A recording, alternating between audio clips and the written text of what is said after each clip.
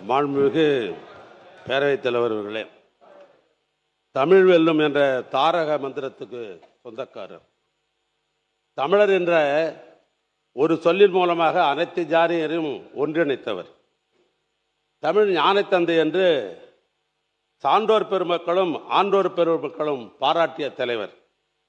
அவருக்கு நிகர் அவர்தான் எங்கள் தலைவர். அவருக்கு என் முதல் வணக்கத்தை நான் தெரிவித்துக் கொள்ள நான் விரும்புகிறேன். அரசு என்பது மக்களுக்கு மக்களாலே ஆளப்படுவது என்றான் ஆபிரகாம் லிங்கன். பிற சமூக கொள்கையை வெறுக்காமல் மதிக்க வேண்டும் என்று சொன்னவர் விவேகானந்தர். உலக தொழிலாளர்களே ஒன்றுபடுங்கள், வென்றால் உலகம் உங்கள் கையில்தான் என்றார் காரல் மார்க்ஸ். வாதங்கள் என்பது மக்களின் மகிழ்ச்சிக்கும் சுதந்திரத்திற்கும், புரட்சி என்பது அவருடைய உரிமையை புனிதமாக்குவது என்றார் பிடல் காஸ்ட்ரோ அவர்கள். அந்த வரிசையில்தான் இந்திய வரலாற்றையே புரட்டி போடும் போர்க்குணம் படைத்த தலைவர், வாடிய பயிரை கண்டபோதெல்லாம் வாடினேன் என்று சொன்ன வள்ளலார் எண்ணம் கொண்ட தலைவர், எல்லோருக்கும் எல்லாம் கிடைக்க வேண்டும், எல்லோருக்கும் எல்லாம் கிடைக்க வேண்டும் என்ற மனித மேம்பாட்டு தத்துவத்தை நாட்டிற்கு தந்த நற்றமிழ் நாயகர் எங்கள் தலைவர் அருமையண்ணன் மு.க. ஸ்டாலினுக்கு என்னுடைய முதல் வணக்கத்தை நான் தெரிவித்துக் கொள்ள விரும்புகிறேன். இளைஞர்களுடைய எடு ஞாயிறு, நாளைய தமிழகத்தின் நம்பிக்கை நட்சத்திரம், எங்களுடைய திராவிட இயக்கம், தந்தை பெரியார், பேரறிஞர் அண்ணா, என் தலைவர் கலைஞர், இன்றைய தலைவர் அண்ணன் மு.க. ஸ்டாலின், திராவிட இயக்கத்தினுடைய 5ஆம் தலைமுறை தலைவராக இருக்கிற எங்களுடைய படைத்தளபதி மாண்புமிகு எதிர்க்கட்சி தலைவர்களுக்கு எனது நெஞ்சார்ந்த நன்றி இந்த நேரத்தில் நான் தெரிவித்துக் கொள்ள நான் விரும்புகிறேன். மாண்புமிகு பேரவைத் தலைவர்களே, சில ஆண்டுகளுக்கு முன் புகழ்பெற்ற இந்து தமிழ் தினசரி நாளில் அவருடைய ஆசிரியராக இருந்த சமஸ் அவர்கள் தெற்கிலிருந்து ஒரு சூரியன் என்ற புத்தகத்தை தயாரித்து வெளியிட்டிருந்தார்கள். அந்த புத்தகம் வேறு வேறு படிப்பவர்கள் பார்த்திருக்கக்கூடும். மாண்புமிகு பேரவைத் தலைவருக்கு இந்த புத்தகத்தை நான் காட்ட விரும்புகிறேன். இப்படிப்பட்ட புத்தகம் லட்சக்கணக்கான இந்த புத்தகம் இன்றைக்கு தமிழ்நாட்டில் விற்பனையானது. அதற்கு காரணம், அந்த புத்தகம் தமிழ்நாட்டுடைய வரலாற்றையும் பண்பாட்டையும் கலாச்சார கட்டமைப்புகளையும் உருவாக்குவதில் தலைவர் கலைஞர் முன்னணியில் இருந்த ஒரு தலைவர். மாநிலத்தின் வளர்ச்சிக்கு பெரிதும் பாடுபட்ட தலைவர் கலைஞர். பாரம்பரியத்தை போற்றுவதும், பழமையான கட்டடங்களை பாதுகாப்பதும் பராமரிப்பதும் பொதுத்துறையின் முக்கிய பங்கு என்பதை செயல் மூலம் விளக்கி அதை சிறப்பாக செய்து முடித்தவர் அண்ணன் கலைஞர் அவர்கள். அதனால்தான் இந்த புத்தகத்தை படிக்க வேண்டும் என்று சொன்னதற்கு பல்வேறு ஆன்றோர் பெருமக்கள், சான்றோர் பெருமக்கள், பத்திரிகையாளர்கள் இதில் கட்டுரை எழுதியிருக்கிறார்கள். அவருடைய பரிணாம வளர்ச்சி பற்றி நான் சுருக்கமாக சொல்ல வேண்டும் என்று சொன்னால், இன்றைக்கு தமிழ்நாட்டினுடைய தலைநகராக இருக்கிற சென்னையில் இருக்கிற வள்ளூர் கோட்டத்திலிருந்து குமரிமுனையில் இருக்கிற 133 அடி சிலை இருக்கிறது பார். இது இடப்பட்டு இருக்கிற மாநகராட்சியாக இருக்கலாம், நகராட்சியாக இருக்கலாம், ஊராட்சிகளாக இருக்கலாம். ஆக இந்த இடங்களெல்லாம் அண்ணன் கலைஞருடைய அடையாளம் இல்லாத ஊரே கிடையாது என்ற அடிப்படையில் இந்த புத்தகத்தில் அப்படித்தான் குறிப்பிடப்பட்டிருக்கிறது. எனவே அவர் வழியில் வந்த எங்கள் தலைவர், தமிழ்நாட்டிலே அற்புதமான ஆட்சி நடத்த திராவிட மாடல் நாயகர், தமிழ்நாட்டுடைய கட்டமைப்பின் மூலமாக மூலதன செலவை உருவாக்க முடியும். ஏன்னா மூலதன செலவு என்பது பல துறைகள் இருக்கிறது. ஒரு துறையும் செலவோடு மட்டிலும் போய்விடும். ஆனால் நெடுஞ்சாலைத்துறை, இந்த போக்குவரத்து பொதுப்பணித்துறை என்பது மூலதன செலவை ஈர்ப்பது, அரசாங்கத்திற்கு சொத்து சேர்த்து வைப்பது. ஆனால் எங்களுடைய முதலமைச்சராக இருந்த அருமையண்ணன் மு.க. ஸ்டாலின் அவர்கள் மூலதன செலவை உருவாக்க வேண்டும் என்ற அடிப்படையில் பல அடையாளங்களை அண்ணன் கலைஞர் வழியில் இந்த தமிழ்நாட்டில் உருவாக்கி தந்தார். அதில் சிலவை மட்டும் நான் குறிப்பிட காலத்தின் நேரத்தையும் கருதி நான் விரும்புகிறேன். தமிழனுடைய பாரம்பரிய விளையாட்டு ஜல்லிக்கட்டு, அதற்கு கீழக்கரையில் கலைஞர் ஏறுதழுவல் அரங்கம், சைதாப்பேட்டையில் இன்றைக்கு 5 ஸ்டார் ஹோட்டலை போல இன்றைக்கு MC ராஜாவுடைய பெயரில் 10 தளங்கள் கொண்ட மாணவர் விடுதி, கொளத்தூரில் 6 மாடுகள் கொண்ட பெரியார் மருத்துவமனை, மதுரையில் கலைஞர் நூலகம், தமிழனுக்கு பெருமை சேர்க்க அண்ணன் கலைஞருக்கு சென்னையில் மெரினா கடற்கரையில் நினைவிடம், கள்ளக்குறிச்சி, விருதுநகர், திருப்பத்தூர், மயிலாடுதுறை ஆகிய புதிய மாவட்டங்களுக்கு மாவட்ட ஆட்சி அலுவலகங்கள், தமிழரின் வரலாறு என்பது 4500 ஆண்டுக்கு முற்பட்டது. சில நேரங்களில் நாம் சொல்லுவோம் 2000 ஆண்டுகளுக்கு முற்பட்டது, 3000 அல்ல. தமிழுடைய வரலாறு என்பது இந்தியாவிலேயே அவன் தான் முதலிலே பிறந்து வளர்ந்தவன். அதனால் 4000 ஆண்டுகளுக்கு முற்பட்ட வரலாறு. அந்த வரலாறை வெளிப்படுத்துவதற்காக சிவகங்கையிலே கீழடியிலும் நெல்லையிலே பொருணையிலே காட்சிப்படுத்தப்பட்ட அருங்காட்சிகள் ஏராளம் ஏராளம்.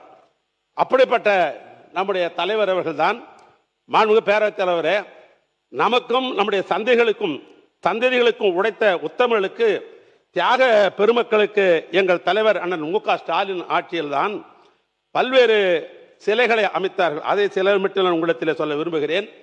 கிண்டியில அயோத்திதாசர் பண்டிதருக்கு சிலையுடன் கூடிய மணிமண்டபம், பசும்பொன்னில தேவர் திருமகனுடைய நிலவிடத்திலே புதிய 2 மண்டபங்கள், பரமக்குடியிலே தியாகி இமானுவேலுடைய சேரனுக்கு சிலையுடன் கூடிய மண்டபம், கிண்டியில வீரமங்கை வேலுநாச்சியாருக்கு சிலை, மருதுபாண்டியருக்கு சிலை, கட்டபொம்மனுக்கு சிலை, வஉசிக்கு சிலை, ஈரோட்டிலே சுதந்திர போராட்ட வீரராக இருந்த பொல்லானுக்கு அரங்கத்துடன் கூடிய சிலை, விழுப்புரத்திலே சமூக போராளி என்று சொல்லப்பட்ட 21 பேர்கள் சுட்டு வீழ்த்தப்பட்ட பொழுது அவருக்கு நினைவு மண்டபம் கட்டியதோடு மட்டுமல்ல, அவருக்கு சிலை, கோவில்பட்டியில கே. ராஜநாராயணனுக்கு சிலை, சமூக நீதி காவலர் என்று சொல்லப்படுகின்ற வி.பி. சிங் அவர்களுக்கு சிலை, அப்துல் கலாமுக்கு சிலை, டாக்டர் சுப்பராயனுக்கு சிலை, கொடிகாத்த குமரன் திருப்பூர் குமரனுக்கு சிலை, ஏஜி என்று அன்போடு அழைக்கப்பட்டு இதே மாவட்டத்தில் சிறப்பாக பணியாற்றிய தென்னார்காடு மாவட்டத்துடைய திராவிட இயக்கத்துடைய தலைவராக இருந்த அண்ணன் ஏ. கோவிந்தசாமிக்கு சிலை, சிந்துவெளி நாகரிகத்தை திராவிட நாகரிகம் என முதலாக கண்டுபிடித்து கூறிய சர் ஜான் மார்ஷல் அவருக்கு சிலை, இன்னும் சொல்ல போனால் எழும்பூரிலே மாமேதை காரல் மார்க்கு சிலை.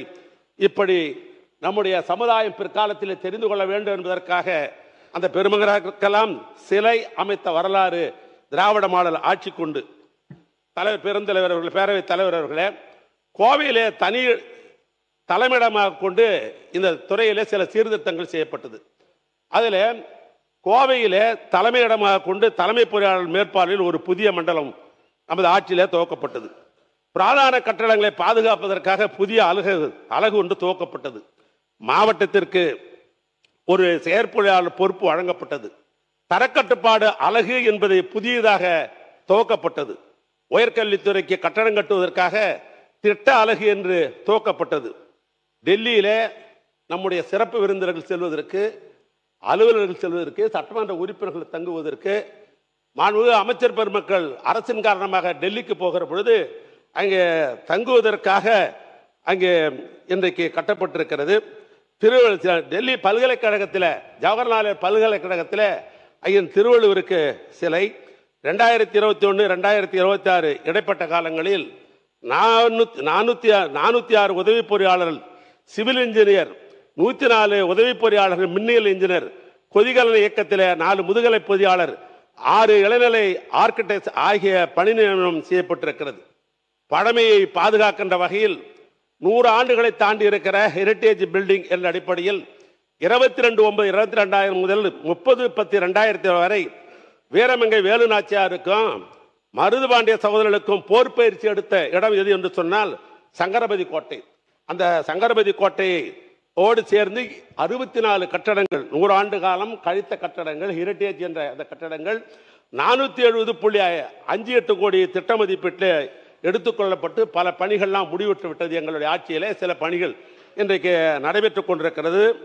அதோடு மட்டுமல்ல, நான் ஆரம்பத்திலே குறிப்பிட்டதை போல இந்தியாவுடைய தலைநகரில் இன்றைக்கு நாமெல்லாம் தங்குவதற்கு, நாம் என்று சொல்வது அமைச்சர் பெருமக்கள், சட்டமன்ற உறுப்பினர்கள், அரசு அதிகாரிகள், IAS அதிகாரிகள் டெல்லிக்கு போனால் அங்கே இருக்கிற இடம் போதுமானதாக இல்லை. எனவே கூடுதலாக கட்ட வேண்டும் என்று வைகை இல்லம் என்று, அந்த வைகை என்ற பெயர் வைத்தவரை எங்கள் நான் கலைஞர் தான். ஆனால் அந்த வைகை இல்லம் கட்ட வேண்டும் என்று இன்றைக்கு பழைய கட்டடங்கள் நீண்ட நிலைய கட்டம் என்கிற காரணத்தினால் அதை அப்புறப்படுத்திவிட்டு இன்றைக்கு புதியதாக 257 கோடி ரூபாய் மதிப்பீட்டில் 3 லட்சம் சதுர அடி பரப்பில் முக்கியமான கட்டடங்களாக 39 ஷூட் ரூம், 60 டீலக்ஸ் ரூம், 72 படுக்கைகள் கொண்ட 9 தங்க விடுதிகள் இன்றைக்கு நம்முடைய திராவிட மாடல் ஆட்சியில் கட்டப்பட்டிருக்கிறது. ஆக இப்படிப்பட்ட நிலையில் நாங்கள் கடைசியாக 5வது ஆண்டு நம்பிக்கையோடு தான் நாங்கள் நிதிநிலை அறிக்கையை நாங்கள் போட்டோம். அதில் சென்ற ஆண்டில் 25-26 அந்த ஆண்டில் நல்லவர்களையும் மாணவர்களையும் பட்டதாரியும் வளமாக்குவது கல்விதான். கல்விக்கு நிகரானது ஒன்று அல்ல. அந்த கல்வி உலக வரலாற்றை தெரிந்து கொள்வதற்கும் பொருளாதார வளர்ச்சியை பெறவும் கல்வியினுடைய விரிவாக்கம் அவசியம் என்பது தேவையை அறிந்த காரணத்தினால் எங்களுடைய முதலமைச்சராக இருந்த மு.க. ஸ்டாலின் அவர்கள் நூலகம் அவசியம் தேவை என்று அவர் கருதினார்கள்.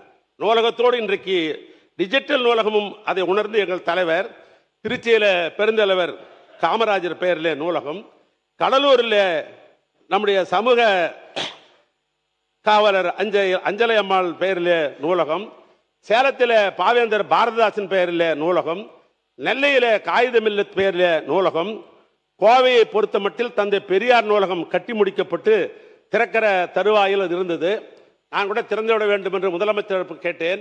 அப்பொழுது தலைமை பொறியாளராக இருந்தவர், தலைமை செயலாளராக இருந்தவர், ஆட்சி நாம தான் வரப்போகிறது, நாம் திறந்து விடலாமே என்ற ஒரு நம்பிக்கை விட்டார். மக்கள் மீது வைத்திருந்த பாசம் இப்படிதான் நாங்களும் கருதினோம்.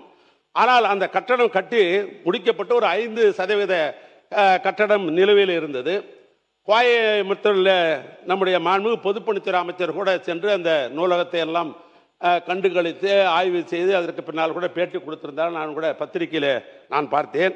நான் கேட்க விரும்புவது, இந்த 3 மாத காலமாகிறது கொள்கைத் தலைவர் என்று நீங்கள் பெரியாரை ஏற்றுக்கொண்ட இந்த நிலையில இந்த 3 மாதம் அது இன்றும் திறக்காமல் இருப்பது என்பதை இந்த அரசுடைய கவனத்துக்கு கொண்டு வர நான் விரும்புகிறேன்.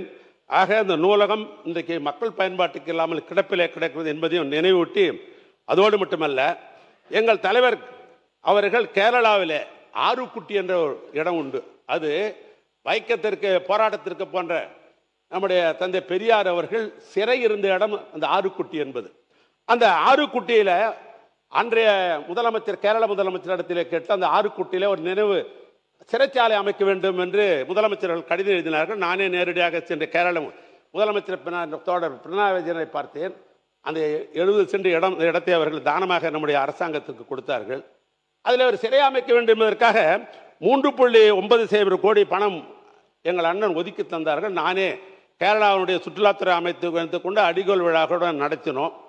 அது என்னவோ தெரியவில்லை, பெரியாரை பற்றி பெருமையாக பேசுகிற நீங்கள் இந்த 3 ஆண்டு காலம் என்னென்ன கிடப்பிலே போட்டு விட்டீர்கள். எனவே அதையும் இந்த நேரத்தில் 3 மாத காலமாக அது கிடப்பிலே போட்டிருக்கிறீர்கள். அமைச்சர்கள் பதிலில் அதனுடைய விளக்கத்தை தர வேண்டும் என்று இந்த நேரத்தில் கேட்டுக்கொள்ள. என்று சொன்னால் தந்தை பெரியாரை கொள்கை தலைவர் என்று அடிக்கடி நீங்கள் தம்பட்டம் அடித்துக் கொள்ளுகிற காரணத்தினால் அதை உங்களுக்கு நான் நினைவூட்ட நான் விரும்புகிறேன். நாங்கள் எங்கள் ஆட்சியில் பெருந்தலைவர் காமராஜர் அவர்கள் மீது எங்களுக்கு உண்மையாக சொல்லுகிறேன், நிரம்ப பற்றுண்டு. நிரம்ப பற்று இருக்கிற காரணத்தினால்தான் இன்றைக்கு திருச்சியில் கூட நம்முடைய பெருந்தலைவர் காமராஜர் என்பதில் இன்றைக்கு ஒரு நூலகத்தை இன்றைக்கு நாங்கள் கட்டி கொண்டிருக்கிறோம். நான் ஏன் இதை குறிப்பிடுகின்ற சொன்னால், காமராஜருக்கு என்று எங்களுக்கு ஒன்றும் திடீரென ஒன்று பாசம் வந்து விடவில்லை. இன்னும் சொல்ல போனால் 1961 தமிழ்நாட்டிலே காங்கிரஸ் தான் ஆண்டு கொண்டிருந்தது. அப்பொழுது திராவிட முன்னேற்ற கழகத்தினுடைய தோழர்கள் இன்றைக்கு சென்னையினுடைய மாநகராட்சியினுடைய மேயராக இருந்தார்கள். பெருந்தலைவர் காமராஜருக்கு பேர் அண்ணாவை பார்த்து அன்றைக்கு இருந்த மேயர் அண்ணாவை பார்த்து உங்களுக்கு சிலை வைக்க வேண்டும், சென்னை மாநகராட்சியை சிலை வைப்பதற்கு மேயருக்கு எனக்கு அதிகாரம் உண்டு என்று சொன்ன பொழுது அண்ணா சொன்னாராம், இல்லை இல்லை, எனக்கு சிலை முக்கியமல்ல, சுதந்திர போராட்டத்திற்காக போராடியவர் நம்மவர் பெருந்தலைவர் காமராஜருக்கு நீங்கள் சிலை வைங்க என்று அண்ணா அவர்கள் அப்படித்தான் குறிப்பிட்டாராம். ஆனால் அன்றைக்கு 1961 சென்னையில் மாநகராட்சியின் திராவிட முன்னேற்ற கழகத்தினுடைய மேயர் அவர்கள் ஜிம்கானா கணப்பு என்று சொல்லப்படுகிற அன்றைய மவுண்ட் ரோடு இன்றைக்கு இருக்கிற அண்ணா சாலையில் இன்றைக்கு காமராஜர் சிலையை அதை அங்கே நிறுவி அன்றைக்கு இருந்த பிரதமர் நேரு அவர்களை அழைத்து கொண்டு வந்து அந்த சிலையை திறந்த வரலாறு யாருக்கு என்று சொன்னால் திராவிட முன்னேற்ற கழகத்திற்கு உண்டு என்பதற்காகத்தான் இதை நான் குறிப்பிட விரும்புகிறேன். அதோடு மட்டுமல்ல, 13/4/1955 தான் பெருந்தலைவர் காமராஜர் முதலமைச்சராக வருகிறார். ஆனால் அதுக்கு முன்னால் வரைக்கும் ராஜாஜி தான் இருந்தார். அந்த இருவருக்கு ஏற்பட்ட கருத்து வேறுபாடின் காரணத்தால் ராஜாஜி அவர்கள் ராஜினாமா செய்தார். பெருந்தலைவர் காமராஜர் முதலமைச்சரானார். ஆனால் சட்டமன்ற உறுப்பினராக இல்லை. சட்டமன்ற உறுப்பினர் 6 மாத காலத்தில் ஆக வேண்டும். அப்படிப்பட்ட நிலையில் தான் நம்முடைய பொதுப்பணித்துறை அமைச்சர் சகோதரர் பிறந்த மாவட்டம் எதுன்னு சொன்னால் அன்றைய வடார்காடு மாவட்டம், இன்றைக்கு அது வேலூர் மாவட்டம். வடார்காடு மாவட்டத்தில் தான் என் சொந்த ஊர் என்னுடைய ஊர் இருந்தது. அதற்கு பின்னால் திருவண்ணாமலை மாவட்டம், வேலூர் மாவட்டம், ராணிப்பேட்டை மாவட்டம், திருப்பத்தூர் மாவட்டம், இன்றைக்கு 4 மாவட்டமாக பிரிக்கப்பட்டு விட்டது. ஆனால் பொதுப்பணித்துறை அமைச்சர் மாண்புமிகு பேரவைத் தலைவர்களே, மூத்த உறுப்பினர், நான் பிறந்தது திருச்சி மாவட்டம் திருவம்பூர் BHL பதிவு செய்கிறேன். அவையில் தவறான ஒரு தகவல் கொடுக்கக்கூடாது. இன்னொன்று, தம்பட்டம் அடிக்கிறார்னு சொல்லிட்டே இருந்தார். அந்த வார்த்தை தேவையற்ற வார்த்தை. இன்னும் அறிவாலயத்தில் பெரியார் சிலை நிறுவப்படவில்லை. எங்களுடைய கட்சி அலுவலகத்தில் பெரியார் சிலையும் அம்பேத்கர் சிலையும் இருக்கிறது. பேசுங்க. தம்பட்டம் என்பது அன்பார்லிமெண்ட் வரல, நம்ம சுய புராணம் என்று சில நேரத்தில் சொல்லுவோம், தம்பட்டம் என்று சொல்லுவோம், விளம்பரப்படுத்திக் கொள்ளும். இப்படித்தான் அதுக்கு பொருள் உண்டே, வேறொன்றுமல்ல. பேசுங்க. வேறொன்றுமல்ல. சரி, எனக்கு கிடைத்த தகவலை நான் சொன்னேன். ஒரு பெருமைப்படுத்துவதற்காக வடார்காடு மாவட்டம் ஒரு பெரிய மாவட்டம். அந்த மாவட்டத்திலே கேவி குப்பம் தொகுதியிலே தொண்டான் துளசி என்கிற அவருடைய தந்தை ராஜேந்தர் ரெட்டியார் அவர் எனக்கு கிடைத்த தகவலை வைத்து சொன்னேன். அது இல்லை என்று மறுத்தால் அதை பற்றி நான் ஏற்றுக்கொள்கிறேன். ஆனால் அதற்கு பக்கத்தில் தான் குடியாத்தம் என்கிற ஒரு தொகுதி இருக்கிறது. அந்த குடியாத்தம் தொகுதியில் தான் பெருந்தலைவரை அங்கே நிறுத்தி வைக்க வேண்டும் என்று முடிவு செய்கிறார்கள். ஏன்னா எம்எல்ஏ ஆனதான் MP முதலமைச்சராக இருக்க முடியும் 6 மாசத்துல.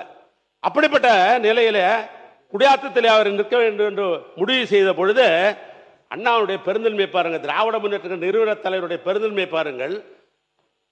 அண்ணா சொல்லுகிறார், பெருந்தலைவர் காமராஜர், பச்சை தமிழன் பெருந்தலைவர் காமராஜர் தேர்தலில் நிற்கிறார், அவரை எதிர்த்து திராவிட முன்னேற்ற கழகம் நிற்காது என்று சொல்லிவிட்டதோடு மட்டுமல்ல, ஒரு கட்டளை தீட்டுகிறார். குணாளா குலக்குழந்தை வருக வருக என்று எழுதியோடு மட்டுமல்ல, திராவிட முன்னேற்ற கழகம் உடைத்து பெருந்தலைவர் காமராஜர் அவர் அன்றைக்கு இடைத்தேர்தலில் வெற்றி பெற்றார் என்பது அது வரலாறு. அதோடு மட்டுமல்ல, 1960 திராவிட முன்னேற்ற கழகம் ஆட்சிக்கு வருகிறது. 68 அண்ணாவுடைய தலைமையில் அன்றைக்கு உலகத்தமிழ் மாநாட்டை நடத்துகிறார்கள். நம்முடைய அண்ணா அவர்கள் நேரடியாக பெருந்தலைவர் காமராஜருக்கு போகிறார். அங்கு சென்று நீங்கள் தான் அந்த மாநாட்டிலே வரவேற்புரை நிகழ்த்த வேண்டும் என்று கேட்கிறார். பெருந்தலைவர் காமராஜர் அவர்கள் அன்றைக்கு அந்த உலகத்தமிழ் மாநாட்டில் அவர் வரவேற்பை நிகழ்த்தி அந்த மாநாட்டுக்கு பெருமை சேர்த்த வரலாறு உண்டு. 1975 ஆண்டு பெருந்தலைவர் காமராஜர் அவர்கள் மறைந்த பொழுது அன்றைக்கு தமிழ்நாட்டுடைய முதலமைச்சராக எங்கள் அண்ணன் கலைஞர் அவர்கள் இருந்தார்கள். அவர் கேள்விப்பட்ட உடனே திருமலை நாயக்கர் தெருவுக்கு சென்று அவரே கிட்டிருந்து இரவு அன்றைக்கு மழை, அந்த மழையை கூட பாராமல் அவரே நேரடியாக சென்று அன்றைக்கு தமிழ்நாடு காங்கிரஸ் தலைவர் அந்த ராஜாராம் நாயுடு அழைத்துக் கொண்டு இடத்தை தேர்வு செய்து பெருந்தலைவர் காமராஜருடைய அந்த மறைவை அரசு மரியாதையுடன் பெருந்தலைவர் காமராஜருக்கு அரசு மரியாதையுடன் வைத்ததோடு மட்டுமல்ல, அவருக்கு சிலை அமைத்து மணிமண்டபம் கட்டிய தலைவரும் எங்களுடைய தலைவர் அண்ணன் கலைஞர் என்று சொன்னால் மிகையாகாது. கன்னியாகுமரி மாவட்டத்திலிருந்து வந்திருக்கிற நண்பர்களுக்கெல்லாம் தெரியும், கடற்கரையில் அனுமதியே கிடையாது என்று சொல்லிவிட்ட நேரத்தில் அண்ணன் கலைஞர் அன்றைக்கு ஒன்றிய அரசாங்கத்தை அணுகி இடத்தை பெற்று 1999 ஆண்டு பெருந்தலைவர் காமராஜருக்கு குமரமலையில் அவருக்கு மணிமண்டபம் கட்டிய தந்தரும் அண்ணன் கலைஞர் தான்.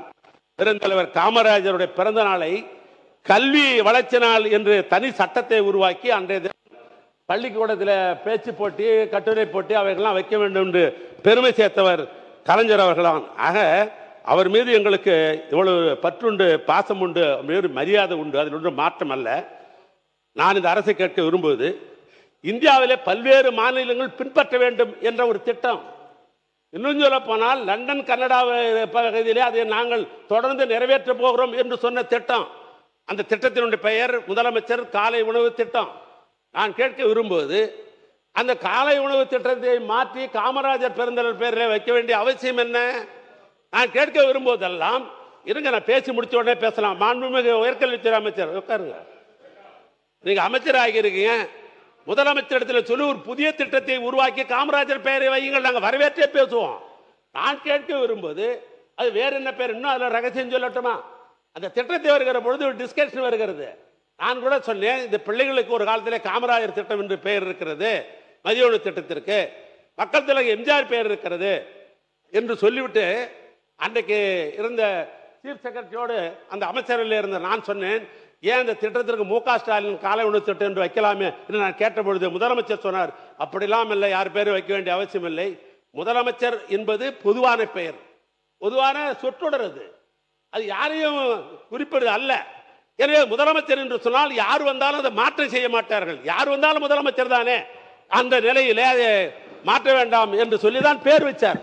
ஆனால் என்னவோ தெரியவில்லை, நீங்கள் அந்த முதலமைச்சர் அவை முன்னவர் மாண்புமிகு பேரவைத் தலைவர் அவர்களே, மாண்பு உறுப்பினர்கள் இங்கே பேச வேண்டிய மானிய கோரிக்கையை விட்டுவிட்டு பள்ளி கல்வித்துறைக்கு போய் என்னங்க சொல்லிடுறேன், பள்ளி கல்வித்துறை போய் காலை உணவுக்கு பேசி கொண்டிருக்கிறார் என்று சொன்னால் நேரம் போதாது.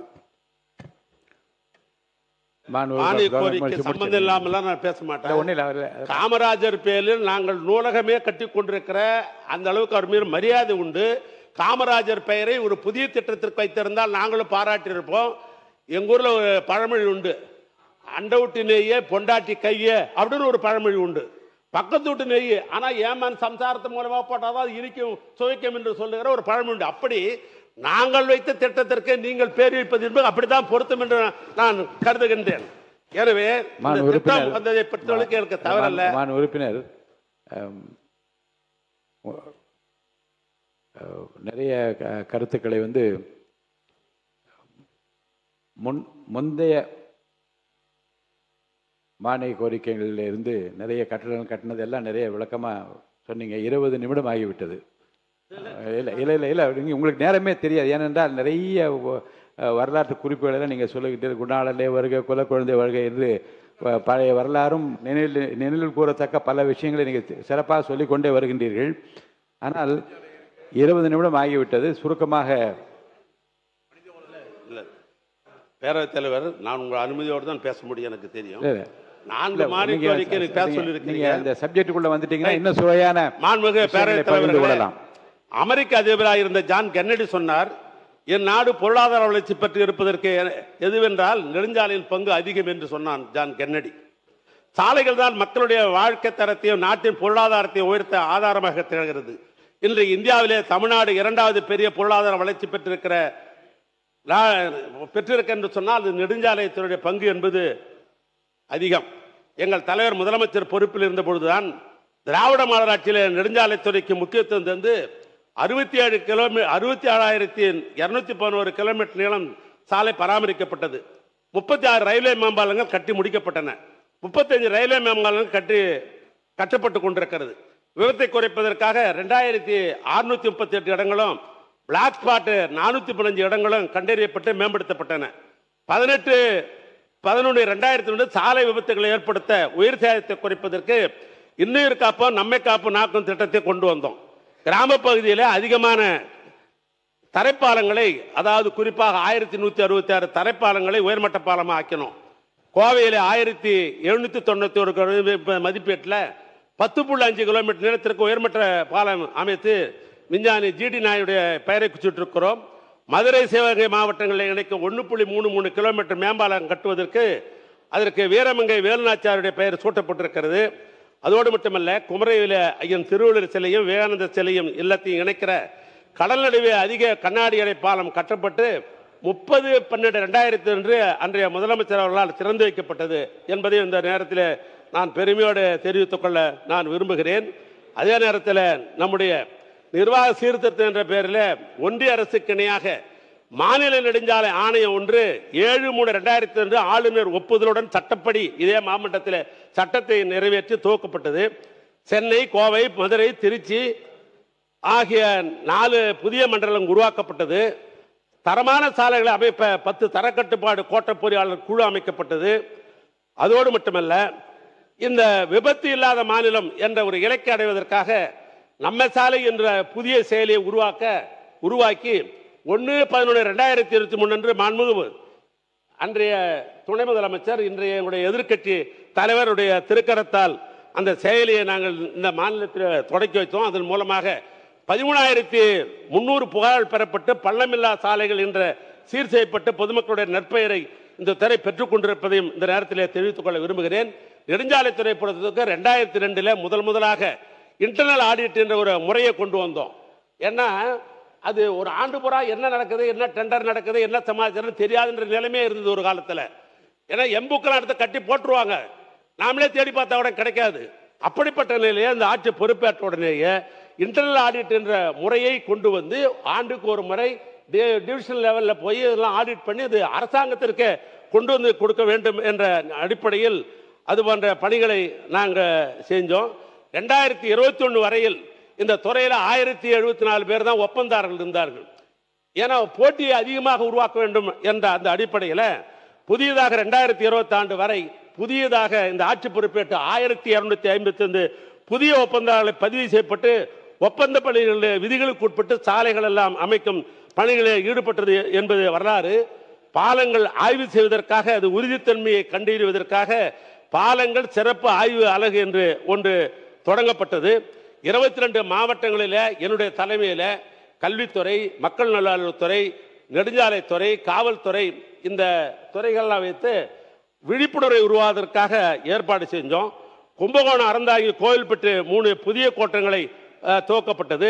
அதோடு மட்டுமல்ல, இன்றைக்கு அண்ணா சாலை என்று சொல்லப்படுகிற தேனாம்பேட்டை முதல் சைதாப்பேட்டை வரை 3.2 கிலோமீட்டர் தூரத்திற்கு 621 கோடி மதிப்பீட்டில் 4 வழி உயர்மட்ட பாலம் கட்டப்படுகிறது. இது உலகத்திலேயே மெட்ரோ ரயில் இருக்கிறது பார், இந்த மெட்ரோ சுரங்கப்பாதைக்கு கீழே போகிற போது மேலே பாலம் போகிறது உலகத்தில் வேற எங்கேயுமே இல்லை. இந்த டிசைனை யாருன்னு கேட்டீங்கன்னா இந்த தமிழ்நாடுடைய நெடுஞ்சாலைத்துறையுடைய பொறியாளர்கள். ஏன்னா நம்ம பொறியாளர்கள் எப்படி திறமையானது நாட்டுக்கு தெரியணும். நம்முடைய தமிழ்நாடு நெடுஞ்சாலைத்துறையை சேர்ந்த பொறியாளர்கள் நம்முடைய சென்னையில் இருக்கிற ஐஐடி சென்னை, அதோடு மட்டுமல்ல அதற்கு இன்னொன்று மாண்புமிகு உறுப்பினர், நீங்கள் அமைச்சராக இருந்தபோது மானிய கோரிக்கைகளுக்கு என்ன பதில் சொல்லணும், அப்படி அதே நினைவோடு வந்து நீங்கள் செய்த சாதனைகள் எல்லாம் அரசினுடைய அமைச்சரை போல விளக்கி கொண்டிருக்கின்றீர்கள். இப்போது இருக்கிற மானிய கோரிக்கையின் மீது உங்கள் கருத்துக்களை நீங்கள் விரைவாக சொல்லும்படி நான் கேட்டுக்கொள்கிறேன். சொல்லி அதை முடிச்சிடுறேன். நம்ம பெருமை நம்ம பேசி ஆகணுமே. நம்ம இன்ஜினியர்களை பற்றி தானே சொல்கிறேன். நம்ம இன்ஜினியர் தான் அங்கே, அந்த இன்ஜினியர் தான் இங்கே. சென்னை ஐஐடி, நிப்பான் கோய் என்கிற 3 நிறுவனம் ஒன்றாக இணைந்து தான் அந்த டிசைனை செஞ்சாங்க. அதுக்கு இன்னைக்கு என்ன நம்ம பெருமைன்னா, ஜப்பான் டோக்கியோ மெரைன் என்கிற நிறுவனம் சர்வதேச விருதை நமக்கு கொடுத்திருக்கிறது. அதான் இதில் இருக்கிற ஒரு சிறப்பு. அந்த அளவுக்கு அது சிறப்பாக செய்திருக்கிறோம்.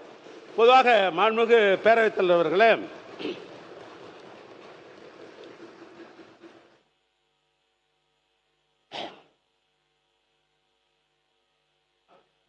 கண்டினியூ பண்ணுங்க. மாண்புமிகு பேரவைத் தலைவர்களே, அரசு ஒப்பந்தங்கள் மதிப்பீடு என்பது முக்கியமானது. அரசு ஒப்பந்தங்களே மதிப்பீடு என்பது முக்கியமானது. மதிப்பீட்டின் அடிப்படையில் தான் ஒப்பந்தங்கள் கோரப்படுகிறது. மதிப்பீடுகள் தயார் செய்ய அடிப்படையாக SOR, அதாவது ஷெட்யூல் ஆஃப் ரேட், அதன் தான் பயன்படுத்த வேண்டும். இதற்கான அரசு ஆணை என்பது 25/4/1947 அப்பதான் முத ஆரம்பிக்கிறாங்க இந்த ஷெட்யூல் ஆஃப் ரேட் என்கிறது. 17/11/1990 2வது ஆணை, 3வது ஆணை 14/3/2004 3வது ஆணை. ஆக தமிழ்நாட்டில் 3 இந்த ஷெட்யூல் ஆஃப் ரேட் என்கிற ஆணை போடப்பட்டிருக்கிறது. இதுதான் இந்த ஷெட்யூல் ஆஃப் ரேட் என்கிற இந்த ஆணைகள் சம்பந்தப்பட்டதான் இந்த 3 வேல்யூம், 1, 2, 3 இந்த வேல்யூம் தான் ஷெட்யூல் ஆஃப் ரேட் என்கிற இந்த வேல்யூம். இந்த வேலையை வைத்துக்கொண்டு, இந்த வேல்யூத்தை வைத்துக்கொண்டு தான் யாராக இருந்தாலும் ஒரு துறையில் இதன் மூலமாக நம்ம செய்ய முடியும். இந்த ஆணைய தயாரிக்கும் குழுவில் நிதித்துறையினுடைய செயலாளர் அல்லது அவரால் நியமிக்கப்படுகிற IAS அதிகாரி, அதோடு மட்டுமல்ல பொதுப்பணித்துறை, நெடுஞ்சாலைத்துறை, நீர்வளத்துறை, தமிழ்நாடு நகர்ப்புறத்துறை, தமிழ்நாடு குடிநீர் வடிகால் வாரியம், வீட்டு வசதித்துறை, வனத்துறை, காவலர் வீட்டு வசதி கழகம், தோட்டக்கலைத்துறை, தமிழ்நாடு நுகர்வோர் வாணிபக் கழகம் ஆகிய துறைகளுடைய தலைமை பொறியாளர்கள் அல்லது அவர்களால் நியமிக்கப்படுகிற பிரதிநிதிகள் தான் இந்த SRO என்பதை தயாரிக்கிற குழுவாக இருந்து இதை தயாரிக்கிறார்கள். இதை தயாரித்து பெறும்போது எல்லா டிபார்ட்மெண்ட்டுக்கும் இது போகும். போன அந்த அடிப்படையில் தான் திட்டங்களை மதிப்பீடு செய்வார்கள். இதற்கு எப்படி ரேட் ஆஃப் அந்த கால்குலேஷன் பண்றாங்கன்னா, மத்திய அரசாங்கத்தினுடைய எஃகு உற்பத்தியினுடைய நிறுவனத்தினுடைய ஸ்டீல் விலை, நம்முடைய தமிழ்நாடு சிமெண்ட் கழகத்தினுடைய சிமெண்டினுடைய விலை, தொழிலாளர் நலத்துறை சார்பாக நிர்ணயிக்கப்படும் ஊதிய விகிதங்கள், ஆள் கூலி, அதோடு மட்டுமல்ல ஷெட்யூல் ஆஃப் ரேட் என்பது மணல் இவைகளெல்லாம் எங்கெங்கெல்லாம் இருக்கிறதோ எம்சான் இருக்கிறதோ அவர் பில்லெல்லாம் வாங்கி சம்மரி பண்ணி இந்த கூட்டம் தான் முதலாக இந்த SRO என்கிற ஷெட்யூல் ஆஃப் ரேட் என்பதை தயார் செய்து அதை பொதுப்பணித்துறையின் சார்பாக வெளியிடுகிறார்கள். அந்த துறையினுடைய செயலரை வைத்து வெளியிடுகிற பொழுது அதுதான் எல்லா துறைக்கும் போய் இந்த எஸ்டிமேட் எல்லாம் தயார் செய்கிறார்கள். நான் இதற்கு சொல்வதற்கு என்ன காரணம் என்று சொன்னால், மாண்புமிகு முதலமைச்சர் அவர்கள் அன்றைக்கு தன்னுடைய பதிலுரையிலே பேசுகிற பொழுது நாங்கள்லாம் கேட்டுக்கொண்டுதான் இருந்தோம். முதலாக முதலமைச்சர் வந்திருக்கிறாரு, உரையை நாம் முழுமையும் கேட்க வேண்டும் என்ற அடிப்படையில் தான் நாங்கள் அந்த உரையெல்லாம் கேட்டுக்கொண்டிருந்தோம். திடீரென்று பேசிய நம்முடைய முதலமைச்சர் அவர்கள் திடீர் என்ன சொன்னார் என்று சொன்னால், நான் பேசிய முழு பேச்சு வச்சிருக்கிறேன், இருந்தாலும் அதை சுருக்கமாக நான் சொல்லுகிறேன். அன்றைக்கு முதலமைச்சர் அளித்த பதில் உரையில் டெண்டர்களை முறைப்படுத்த தெரிந்த அளவுக்கு அதனுடைய டெண்டரை ரேட்டை உயர்த்தி ஊழல் செய்ய தெரியாது என்று வார்த்தை சொன்னார். ஊழல் என்பதை தயவுசெய்து நீங்களே எடுத்துருங்க, இப்போ எடுத்துருங்க. அவர் சொன்ன வார்த்தை தான் கோட் பண்ணுறேன், அது நீங்களே எடுத்துடலாம். எங்களுக்கு ரேட்டை ஏற்றி பண்ண தெரியாது. ஏன்னா அந்த ரேட்டு ஏற்றுறது போகிறது வரதெல்லாம் யாரோ முதலமைச்சருக்கு அவர் யாரோ தவறாக வழிநடத்தி விட்டார்களோ அல்லது அவருக்கு செய்தி இப்படி தவறாக கிடைத்திருக்கிறதோ என்ற அடிப்படையில் தான் இருப்ப. எது எனக்கு தெரியும், எதை பேசணும்னு தெரியும். உட்காரு. அவருக்கு அதிகாரிகள் அதாவது தவறாக எழுதி கொடுத்து விட்டார்களோ அது தவறாக நடத்தி விட்டார்கள் என்ற அடிப்படையில். மாண்புமிகு பேரவைத் தலைவர் அவர்களே, மாண்புமிகு முன்னாள் அமைச்சருக்கு நன்றாக தெரியும், தவறாக எழுதி கொடுத்து விட்டாரோ தவறாக புரிந்து கொண்டாரோ என்ற வார்த்தைகள் அவைக்கு இப்பொழுது நீக்குமாறு கேட்டுக்கொள்ளும். வார்த்தைகள் அவைக்குள் நீக்கப்படுகிறது. மாண்புமிகு முதலமைச்சர் யாரும் வழிநடத்த தேவையில்லை, எல்லாம் தெரிந்தவர், விரல்களில் விவரங்கள்லாம் வைத்துக் கொண்டு தான் பேசுகிறார். நீங்கள் தொடர்ந்து பேசலாம். ஆக இது சட்டமன்றத்திலே இது ஒரு பதிவாக இருக்கிற காரணத்தில் இதை சொல்கிறேன். நான் என்ன சொல்கிறேன், முதலமைச்சருக்கு அதிகமான திறமை என்பதிலே எனக்கு ஒன்றும் மாற்று கருத்து இல்லை. ஆனால் நான் சொல்ல விரும்புவது, என்னுடைய வயதுக்கு நான் இந்த சட்டமன்றத்திற்கு 1984 வந்தேன் என்பது உங்களுக்கெல்லாம் தெரியும். நான் எந்த தவறான வார்த்தைகளோ அன்பார்லிமெண்ட்லாம் நான் பயன்படுத்த மாட்டேன், பயன்படுத்தும் எனக்கெல்லாம் தெரியாது. ஏன்னா அப்படித்தான் எங்களெல்லாம் வளர்த்திருக்கிறார்கள். மக்கள் தலைவர் எம்ஜிஆர் காலத்திலும் சரி, அண்ணன் கலைஞர் காலத்திலும் சரி, என்னுடைய தலைவர் திராவிட மாடல் நாயகர் எங்களுக்கு அப்படித்தான் வளர்த்திருக்கிறார், ஒன்றும் மாற்று கருத்தில். ஆனால் ஷெட்யூல் ஆஃப் ரேட் என்பது எப்படி தயார் செய்யப்படுகிறது, நாளைக்கு அமைச்சராக இருப்பவர்கள் நீங்கள் பிற்காலத்தில் ஒரு கேள்வி கேட்கும்போது நீங்களே இப்படி தான் பதில் சொல்ல வேண்டிய ஒரு சூழ்நிலை இருக்கிறது. இந்த புத்தகத்தை நான் ஒன்றும் தயார் பண்ண முடியாது, ஷெட்யூல் ஆஃப் ரேட் நான் பண்ண முடியாது. இது காலாகாலமாக 1947 சுதந்திரம் இருந்த காலத்திலிருந்து ஷெட்யூல் ஆஃப் ரேட் என்பது அரசினுடைய இது கைடு மாதிரி, எல்லா துறைக்கும் இது கைடு மாதிரி. நான் எல்லா துறையும் சொல்லிட்டேன். நான் இதில் ஒன்றும் தவறான இதையும் நான் சொல்லவில்லை என்று இந்த நேரத்தில் நான் தெரிவித்துக் கொள்ள நான் விரும்புகிறேன். அதோடு மட்டுமல்ல, இந்த துறையை பற்றி நீங்கள் சொல்லணும்னு நினச்சிங்க, நான் சுருக்கமாக சொல்கிறேன். முதலமைச்சர் சாலை மேம்பாட்டு திட்டத்தின் கீழ் இப்போ இருக்கிற இந்த கொள்கை விளக்கு புத்தகத்தில் சொல்கிறேன். முதலமைச்சருடைய சாலை மேம்பாட்டு திட்டம் என்ற பேரில் 497 கிலோமீட்டர் 4 வழித்தடமாக, 77 கிலோமீட்டர் 2 வழித்தடமாக மேம்படுத்தும் நிலை பணியாக உள்ளது என்று பக்கம் 37 நீங்கள் குறிப்பிட்டிருக்கிறீங்க. ஆனால் இந்த திட்டத்தின் கீழ் இந்த நிதியாண்டில் எத்தனை கிலோமீட்டர் 4 வழித்தடமாக, 2 வழித்தடம் எத்தனை கிலோமீட்டர் எதுவுமே சொல்லலை. ஒரு ஸ்கீமை சொல்லலாம், இந்த விஷயம் இவ்வளோ பணம் ஒதுக்கிறோம், நாங்கள் இவ்வளோ செய்ய போகிறோம்னு சொல்லணும். ஆனால் அப்படி சொல்லலை. அதோடு மட்டுமல்ல,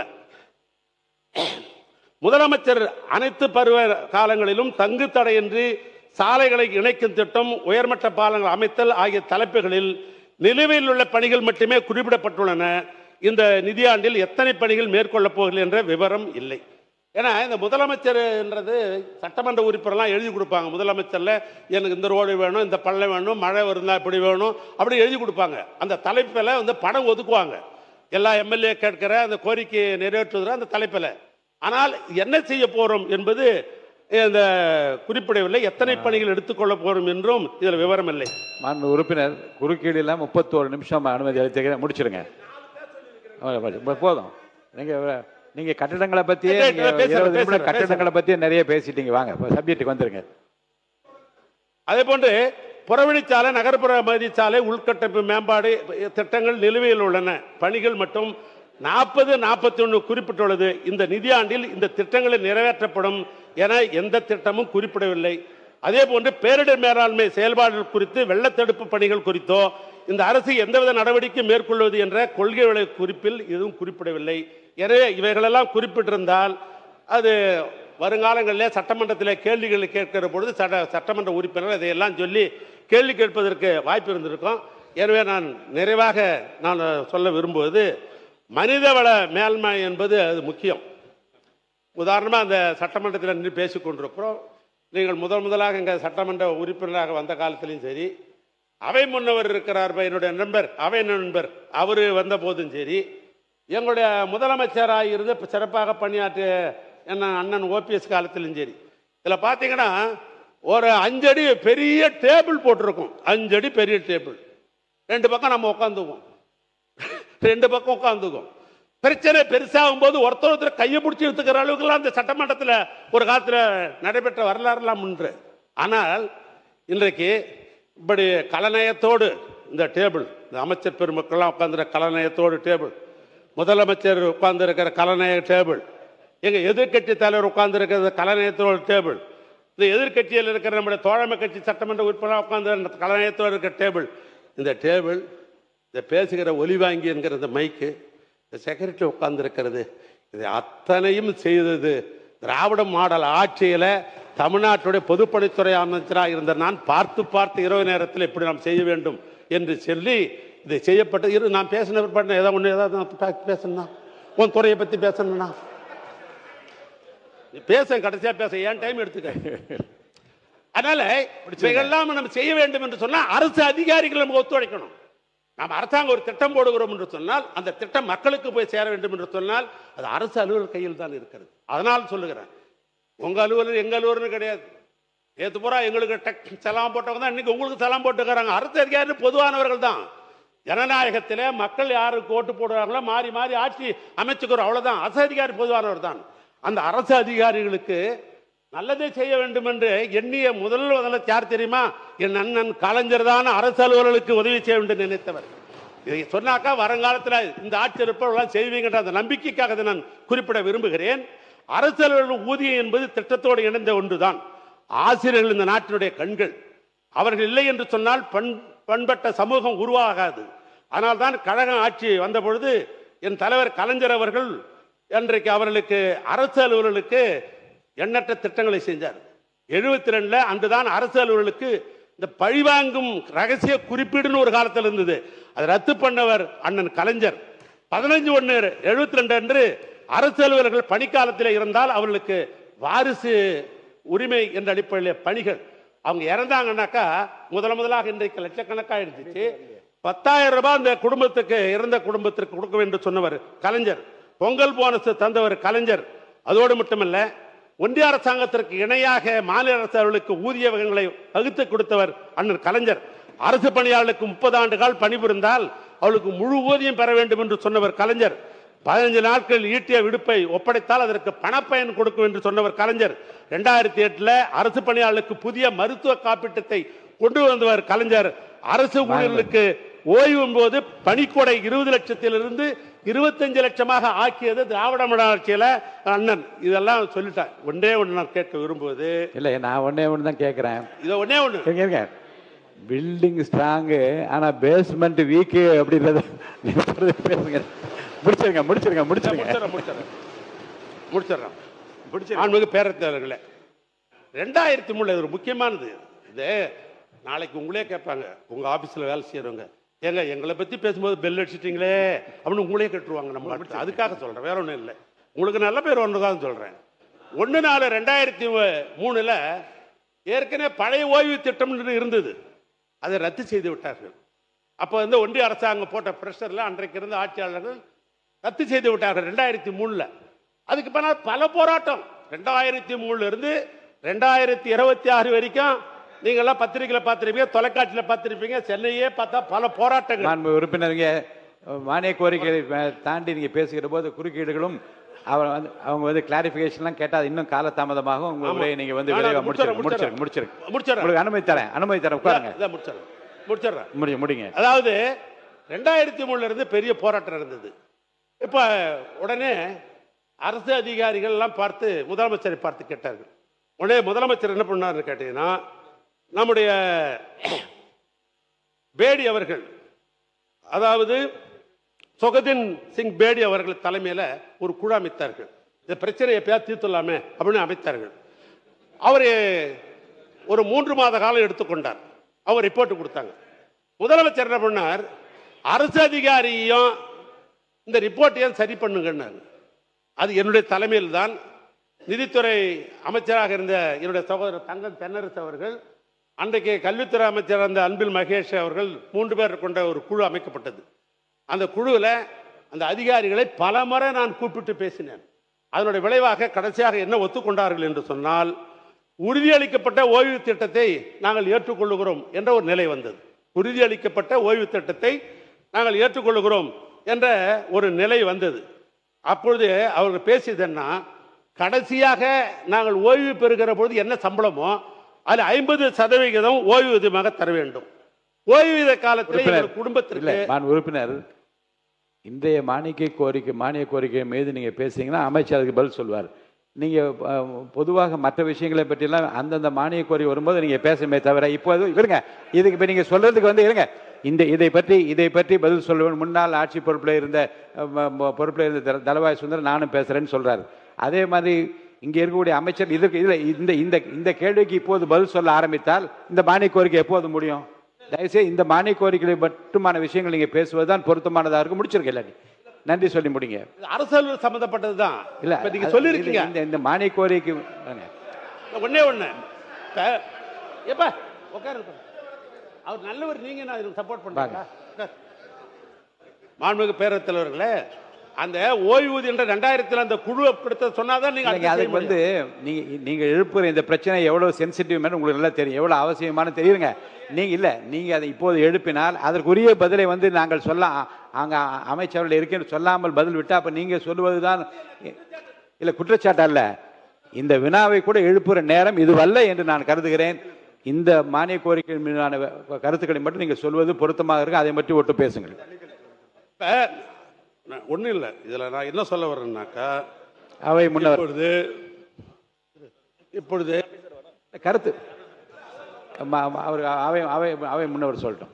மாண்புமிகு பேரவைத் தலைவர் அவர்களே, மாண்புமிகு ஒரு முன்னாள் அமைச்சர் அவர் பல்வேறு கருத்துக்களை இங்கே வழங்குகிற போது பொதுக்கூட்டத்திலே வழங்குவதை போல நாங்கள்லாம் இதை செய்தோம் என்று சொல்லிக் கொண்டிருக்கிறாரே தவிர இது மேடை பேச்சல்ல. கருத்துக்கள் வழங்க வேண்டியது மானிய கோரிக்கை என்பதை நான் நினைவூட்ட விரும்புகிறேன். பள்ளிக்கல்வித்துறை அமைச்சர் அவர்கள். மாண்புமிகு பேரவைத் தலைவர் அவர்களே, கலைஞரை நாங்கள் மதிக்கிறோம். தமிழ்நாட்டு வரலாற்றிலேயே நேற்று எங்கள் கட்சி உறுப்பினர் கூட அவர் பேரை சொன்னபோது எழுந்து நின்று வாஞ்சையோடு தாயுலத்தோடு அதற்காக வருத்தம் தெரிவித்த மனிதர்கள் அமர்ந்து கொண்டிருக்கிறார். மாற்று கருத்து இல்லை. தென்னாட்டு பெர்னாட்சானா அது அறிஞர் அண்ணா தான், தெற்கில் இருந்து உதித்த சூரியன்னா அது கலைஞர் தான், அது வேறு. ஆனா அதே சமயம் இங்க பேசும்போது அந்த டேபிள் செஞ்சது நாங்க தான், மைக்கு செஞ்சது நாங்க தான், சேர் செஞ்சது நாங்க தான், இது மக்கள் வரிப்படத்தில் செய்யப்பட்டது தமிழ்நாடு அரசால் என்பதை சுட்டி காட்டுகிறார். அப்புறம் பெயர் மாற்றம் வந்து பல உறுப்பினர்களும் பல முறையும் சொல்லிக்கிட்டே இருக்கிறீங்க. நான் வரலாற்றை சுட்டிக்காட்ட ஆசைப்படுறேன். 96ஆம் ஆண்டுக்கு பிறகு முத்தமிழறிஞர் கலைஞர் அவர்களினுடைய ஆட்சி அமைந்த பிறகு இது அவர் பேசியது. ஒரு பெயர் மாற்றத்தை அவர் செய்தார். இது அவருடைய வார்த்தைகள். திரைப்பட நகர் ஜே சிட்டி சிட்டி ஒன்று ஆரம்பிக்கப்பட்டது பற்றி உங்களுக்கு எல்லாம் தெரியும். கலைஞர் சொல்றார், இதன் பெயரை நாங்கள் ஆட்சி பொறுப்புக்கு வந்த பிறகு பொருத்தமான பெயராக இருக்கும் என்று ஜே சிட்டி சிட்டி எம்ஜிஆர் திரைப்பட நகராக நான் மாற்றுகிறேன். கலைஞரே அறிவித்திருக்கிறார். பெயர் மாற்றம் என்பது காலங்காலமாக நடப்பது. அது மட்டுமல்ல, அம்மா பசுமை வீடு கலைஞர் கனவு இல்லமாக மாறுகிறது. அம்மா மருந்தகம் முதல்வர் மருந்தகமும் மாறி இருக்கிறது. அம்மா மினி கிளினிக் முதல்வர் கிளினிக்காக மாறி இருக்கிறது. ஆனா இங்க நான் 10 இடத்திற்கு போயாவது செல்வம் சேர்த்து வருவேன், நீ படிக்கின்ற வேலையை மட்டும் பாரு என்று தமிழ்நாட்டின் கல்வி கண்ணை திறந்தவர் கொள்கை தலைவர் கர்ம வீரர் காமராசர் அவர்களின் பெயர்தான். இந்த காலை உணவு திட்டம் பத்தி அவர் சொன்னாரு. அது 203 கோடியே 72 லட்சம் ரூபாய் செலவுல பெருந்தலைவர் காமராஜர் காலை உணவு திட்டமாக விரிவாக்கம் செய்யப்பட்டிருக்கிறது. ஒரு குறிப்பிட்ட வகுப்பில் இருந்து பல்லாயிரக்கணக்கான குழந்தைகளுக்கு காலை உணவு விரிவாக்கம் செய்யப்பட்டு மேம்படுத்தப்பட்டிருக்கிறது. நான் சொல்வேன், இந்த திட்டத்திற்கு காமராசர் பெயரை விட பொருத்தமான பேர் உலகத்திலேயே கிடையாது என்பதை உறுப்பினருக்கு தெரியும். உறுப்பினர் தளவாய் வாங்க உட்கார.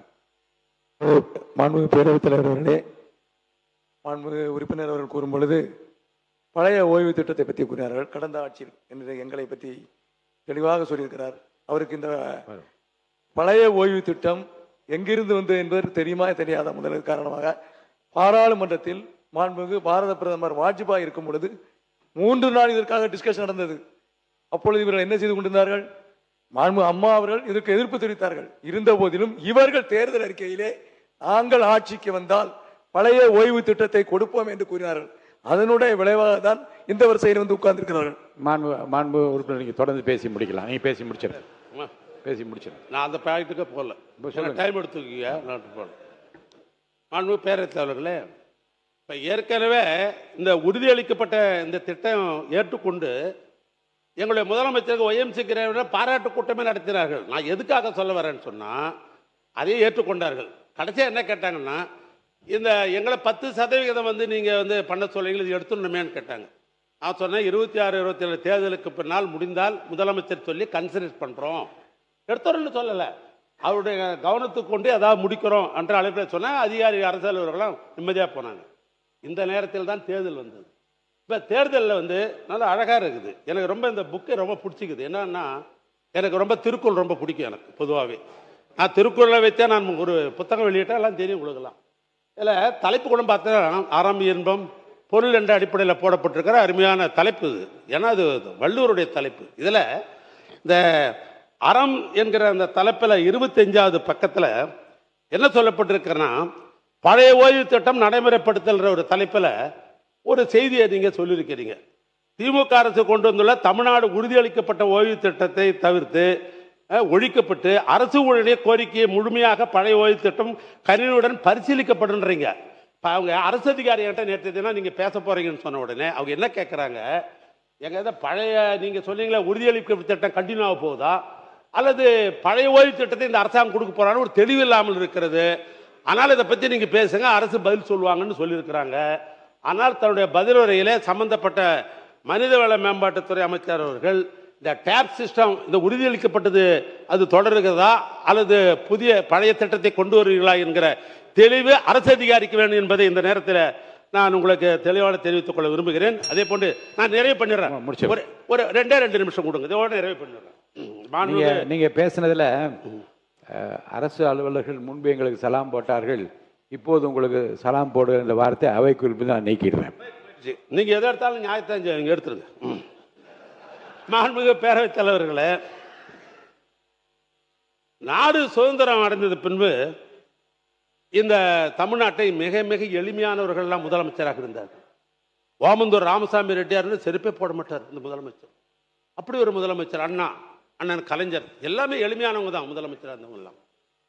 அப்ப ஓமந்தூர் ராமசாமி ரெட்டியார், மூதறிஞர் ராஜாஜி, பெருந்தலைவர் காமராஜர், பெரியவர் பக்தவச்சலம், பேரறிஞர் அண்ணா, முத்தமிழறிஞர் கலைஞர், மக்கள் தலைவர் எம்ஜிஆர், அம்மையார் ஜெயலலிதா, ஓ பன்னீர்செல்வம், எங்க ஓ பன்னீர்செல்வம், பக்கத்தில் இருக்கிற முன்னாள் முதலமைச்சர் சகோதரர் எடப்பாடி பழனிசாமி அவர்கள், எங்க தலைவர் திராவிட மாடல் ஆட்சியினுடைய தலைவர் மு.க. ஸ்டாலின், இத்தனை முதலமைச்சர்களும் முதலமைச்சரிலிருந்து இந்த தமிழ்நாட்டுடைய பல்வேறு திட்டங்களை நிறைவேற்றி இருக்கிறார்கள், ஏழ்மையை போக்கி இருக்கிறார்கள். இன்னும் சொல்ல போனால் தமிழ்நாடு வளர்ச்சி என்று இன்றைக்கு இந்தியாவில் இருக்கிற மாநிலங்களிலேயே இன்றைக்கு முதல் மாநிலமாக தமிழ்நாடு திகழ்கிறது என்று சொல்வதற்கு இத்தனை முதலமைச்சர் அந்த அறையிலிருந்து தான் போட்டிருக்கிறாங்க. இன்றைக்கு காலையில் இந்த டைம்ஸ் ஆஃப் இந்தியா என்கிற பத்திரிகையில் வந்து ஒரு செய்தியை அரசனுடைய கவனத்துக்கு கொண்டு வர, வேறொன்றும் அல்ல.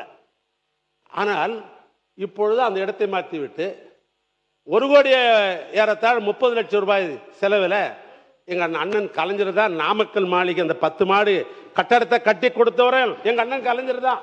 இப்போ அந்த இடத்துக்கு முதலமைச்சர் போறார். ஏன் கேள்வி என்னன்னா, அது அவருடைய விருப்பம்.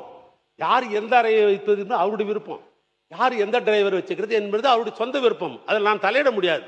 ஆனால் இவ்வளவு திட்டங்கள் எல்லாம் இந்த நாட்டுக்கு கொடுத்த அறை இப்படி இருக்கிற பொழுது எங்க அண்ணன் கலைஞர் கட்டிருக்கிற அந்த அறைக்கு போறார் என்பதில் எனக்கு தனிப்பட்ட ஒரு விதத்தில் மகிழ்ச்சி தான். இது பிரிட்டிஷ்காரன் கட்டது, அது தமிழன் கட்டது, அதில் ஒன்றும் மாற்றம் இல்லை. ஆனால் இன்றைய தினம் டைம்ஸ் ஆஃப் பத்திரிகையில் என்ன செய்தி வந்திருக்கிறது சொன்னால், இந்த டைம்ஸ் ஆஃப் பத்திரிகையில் 5.54 கோடி ரூபாய் மதிப்பிலான இந்த டெண்டர் ஆன்லைனில் விடப்படவில்லை, இந்த டெண்டரில் ஏதோ ஒரு கோளாறு இருக்குதுன்னு டைம்ஸ் ஆஃப் கொடுத்துக்கிறாங்க. அது அமைச்சர் அவர்கள் பதிலறியில் அதுக்கு சொல்லட்டும், நான் வேணான்னு சொல்லலை. ஏன்னா இப்போ என் டைம் எடுத்துக்கணும், அதுக்காக சொல்கிறேன். நான் கடைசியாக பதிலில் சொல்லுங்கள், அமைச்சருக்கு அந்த வாய்ப்பு உண்டு, மணிக்கணக்காக கூட நீங்கள் பேசலாம். ஆனால் நான் கேட்க விரும்புவது, ஏன் அந்த அறையிலே இருந்து பணியை பார்க்க வேண்டியதானே?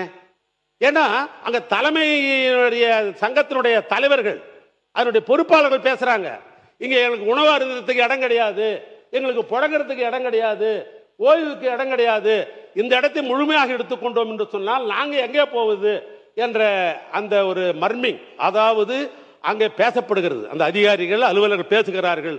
அதையும் முதலமைச்சருடைய கவனத்திற்கு இந்த ஆட்சிக்கு கொண்டு வர நான் விரும்புவது, நீங்கள் எப்பவுமே இந்த டெண்டர் விஷயத்தில் நாங்கள் பியூரிசி என்று நாங்கள் சொன்னீங்க, ஆனால் டைம்ஸ் ஆஃப் இந்தியாவில் இன்னைக்கு பக்கம் பக்கமாக இந்த டெண்டர் விஷய பணிகள்லாம் நடந்த பின்பு இப்போ ஆன்லைன் டெண்டர் என்று போடப்பட்டிருக்கிறது என்றெல்லாம் பத்திரிகையில் வந்த செய்தியை மட்டும் உங்களுடைய கவனத்துக்கு கொண்டு வந்து மாண்புமிகு பேரவைத் தலைவர்களே, நிறைவாக ஒரு குறளை சொல்லி நான் முடிக்கலாம் என்று நான் கருதுகிறேன். சூற்றி முடிவு துணை செய்தல் அத்துணிவு தாட்சியுள்ள தாங்கள் தீது அப்படின்றார் வள்ளுவர். சூற்றி முடிவு துணிவைதல் அத்துணிவு தாட்சியுள் தாங்கள் தீதுன்றார். நான் சொல்லல, ஐயன் வள்ளுவர் எழுதுனது. அது ஒரு செயலில் ஈடுபாடு முடிவெடுப்பதற்கு முன்னால், ஒரு செயலில் ஈடுபட்டு முடிவெடுக்க முன்னால் அச்செயல் விளையும் சாதக பாதங்களை பற்றி ஆராய்ந்து முடிவெடுத்திருக்க வேண்டும். அப்படி முடிவெடுத்த பிறகு காலம் தாழ்த்துவது, இயக்க வைப்ப முடியாது, 3 மாதம் சென்று தான் முடியும், 6 மாதம் சென்று தான் முடியும், 2 வருஷம் சென்னால் தான் முடியும் அப்படின்னு காலம் தாக்குறோம் பார். அது எங்கு வந்து முடியும் என்றால் தீதில் முடியும் என்று வள்ளுவர் சொல்றார். நான் இதெல்லாம் சொல்லல, இந்த ஆட்சிக்காரர் அட்வைஸ் பண்றாரு, ரொம்ப காலதாபம் தான் பண்ணாதீங்க, அப்படி பண்ணீங்கன்னா அது தீதாக அமையும் என்று வள்ளுவர் சொல்லுகிறார்.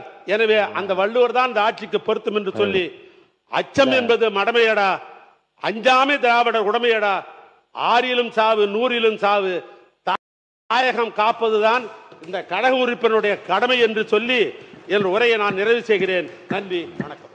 மாண்புமிகு பொதுப்பணித்துறை அமைச்சர் அவர்கள். மாண்புமிகு பேரவைத் தலைவர்களே, மூத்த உறுப்பினர் தன்னுடைய பேச்சை சிரிச்சுக்கிட்டே, பொதுவா ஊர்ல ஒரு பழமொழி சொல்லுவாங்க, இந்த வாழைப்பழத்துல ஊசி ஏத்தி அந்த வாழைப்பழத்தையே மக்கள் கொடுப்பாங்களாம். அதுதான் அவருடைய பேச்சுடைய கடைசி சுருக்கம். டைம்ஸ் ஆஃப் இந்தியாவை பத்தி சொன்னாரு. கடந்த 5 வருஷத்துடைய அனைத்து பத்திரிகை செய்திகளை எடுத்து போட்டா இந்த துறை ஊழல் மட்டும்தான் செஞ்சிருக்குன்னு சொல்ல முடியும் எங்களாலையும். ஸோ மாண்புமிகு பேரவைத் தலைவர்கள் வரும்போதே என்கிட்ட சொன்னீங்க, இன்னைக்கு எதையும் யாரையும் குறைகள் சொல்லாமல் நம்மளுடைய திட்டங்களை பற்றி பேசுங்கன்னு சொன்னீங்க. பத்திரிகை செய்திகள் தவறானது, அதுக்கான விளக்கத்தை நான் பதில் கொடுக்குறேன். டெண்டரே இன்னும் முடியல. எங்களுடைய முதலமைச்சர் சொன்னது உண்மை. அதுல ஒன்று சொன்னால், ஸ்கெடியூல் ரேட் ஏன் இன்னும் அனௌன்ஸ் பண்ணலன்னு, அதுக்கும் ஒரு காரணம் இருக்கு. எங்களுடைய முதலமைச்சருடைய உரைக்கும் ஸ்கெடியூல் ரேட் அனௌன்ஸ் பண்ணாததுக்கு ஒரு காரணம் இருக்கு. இன்னைக்கு ஸ்கெடியூல் ரேட் அனௌன்ஸ் பண்ணோம்னா பொதுவாக சிவில் ரேட்டுடைய விலைக்கு ஏற்ற மாதிரி பண்ணணுங்கிறது எங்களுக்கு தெரியும். பொதுவாக 3%, 5%, 7% பொதுவாக விலை ஏற்றுவார்கள். ஆனால் நாங்கள் போன வருஷம் என்ன இருக்கோ ஸ்கெடியூல் ரேட் அதே எல்லா டிபார்ட்மெண்ட்டுக்கும் கொடுத்துருக்கோம். ஏன் அப்படின்னா, இன்றைக்கு கூடிய சீக்கிரத்தில் வெள்ளை அறிக்கை வெளியிட போறோம். நெடுஞ்சாலை துறையிலையும் பொதுப்பணித்துறையிலையும் கடந்த 5 வருடங்களாக நடந்த அனைத்து டெண்டர்களையும் என்ன நடந்தது என்று இன்றைக்கு அவையில் நாங்கள் சொல்ல விரும்பல. அதுல இந்த லாஸ்ட் 60 நாள்ல 20 ப்ராஜெக்ட் மேல ரீடெண்டர் விட்டோம். அதோடைய பாசிட்டிவ் ரியாக்ஷன் என்ன, முதலமைச்சர் சொன்ன மாதிரி ஹை வேல்யூ போட்டாங்க அப்படின்னு சொன்னது உண்மை. சுமார் 20% 36% வேல்யூ கம்மியா இன்னைக்கு டெண்டர் வந்து கொண்டு இருக்கு. அதை இந்த மாமன்றத்தை தாக்கல் செய்ய நாங்க ரெடியா இருக்கிறோம்.